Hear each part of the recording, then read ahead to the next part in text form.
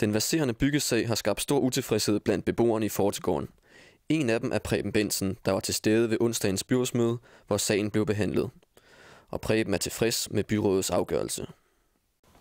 Det er kun glædeligt, for så mener jeg, at vi får en chance mere for at kan argumentere igennem de indsigelser her. Byrådet har sendt sagen videre til teknisk udvalg, og Preben Bendtsen tror, at han og de øvrige beboere har en fair chance for at få medhold. Jo, jeg tror på teknisk udvalg, det må jeg sige. Og så tror jeg på de øvrige beboere, som er nej-sigere til genhusning. Preben og beboernes største bekymringer er genhusning og huslejestigninger. Men i teknisk udvalg kommer det til at handle om andre ting. Jo, altså det er jo klart, at vi lytter selvfølgelig til de høringssvar, der kommer fra borgerne.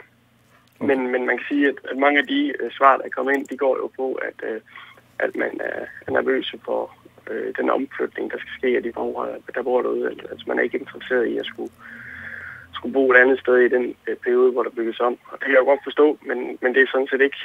Altså i virkeligheden har det ikke noget at gøre med den beslutning, vi skal træffe.